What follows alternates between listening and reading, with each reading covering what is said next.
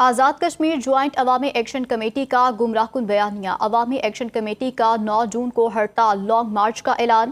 مذاکرات میں حکومت کی سنجیدہ کوششوں کے باوجود ایکشن کمیٹی کی ہردھرمی 38 میں سے 35 مطالبات تسلیم ہونے کے بعد بھی احتجاج پر اصرار عوامی مفاد نہیں بلکہ سیاسی ضد ہے۔ آزاد کشمیر کی سیاسی قیادت اور اپوزیشن جماعتیں جوائنٹ عوامی ایکشن کمیٹی کی ہردھرمی اور احتجاجی سیاست کے خلاف ایک پیج پر ہیں۔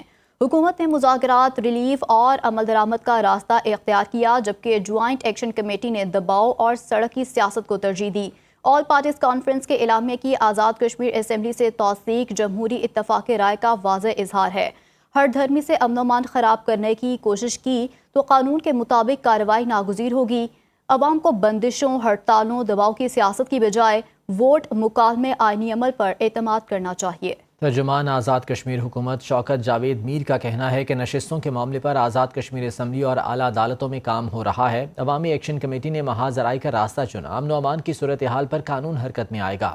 رکن آزاد کشمیر اسمبلی عبدالماجد خان کہتے ہیں کہ صرف ایک ایشو پر ہر دھرمی دکھانا ملکی مفاد میں نہیں، جبکہ صدر Azad Kashmir supreme court bar راجہ آفتاب نے مہاجرین کی نشستوں میں تبدیلی کا مطالبہ ناقابل قبول قرار دے دیا۔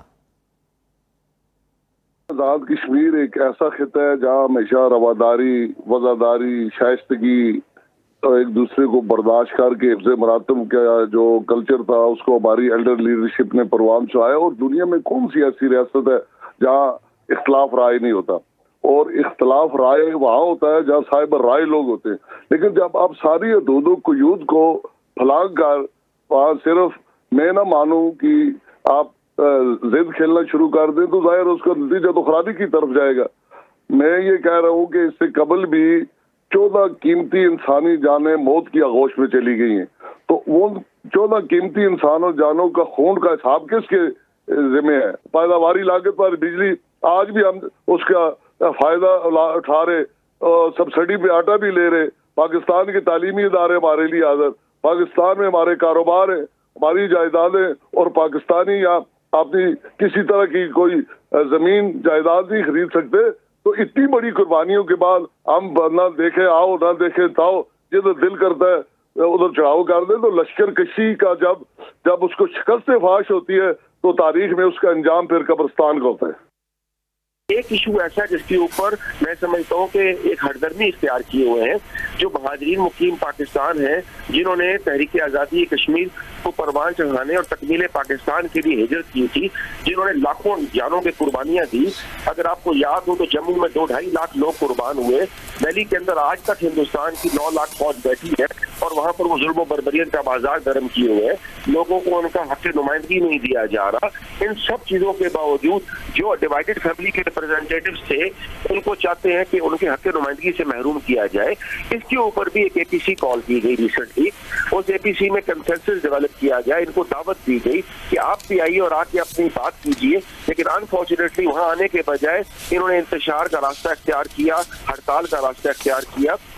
اور اگر آپ ایک چیز کو دیکھیے، ان کے جو رہنما ہیں وہ مسلسل لوگوں کو انسٹیگیٹ کر رہے ہیں۔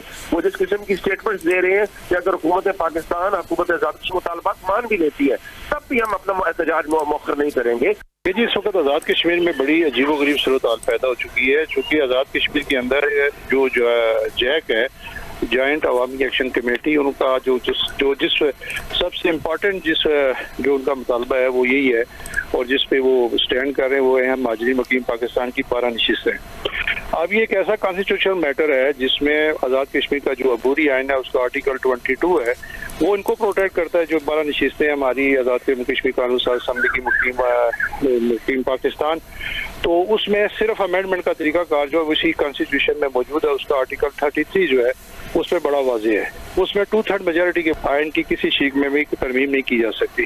اب ایک ایسا انکانسٹیٹیوشنل اور میں سمجھتا ہوں کہ یہ مطالبہ ہے جو کسی صورت بھی قابل قبول نہیں ہو سکتا اس وقت تک جب تک بھی قانون ساز اسمبلی ان کا جو مہاجرین مقیم پاکستان کی نشستیں ہیں اس میں کسی قسم کی وہ تبدیلی نہیں لاتی۔